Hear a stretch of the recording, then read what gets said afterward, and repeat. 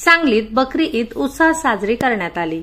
मुस्लिम जमियत ईदगाह समितीच्या वतीने बकरी ईद निमित्त शनिवारी सकाळी 8 वाजता ईदगाह मैदानावर सामूहिक नमाज पठण करण्यात आले।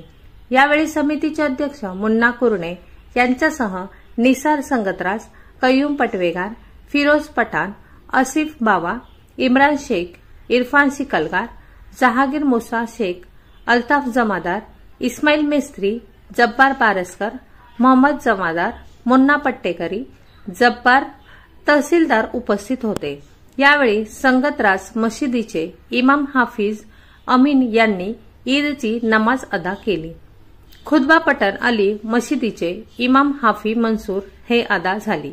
यावेळी पोलीस अधीक्षक सुनील घुगे, राष्ट्रवादी काँग्रेस अजित पवार गट शहर जिल्हाध्यक्ष पद्माकर जगदाळे, माजी महापौर दिग्विजय सूर्यवंशी, माजी नगरसेवक राजेश नाईक, रजक नाईक, मंगेश चव्हाण, शुभम बनसोडे, मयूर पाटील, पोलीस निरीक्षक राजू मोरे, पोलीस निरीक्षक मुकुंद कुलकर्णी आदी उपस्थित होते।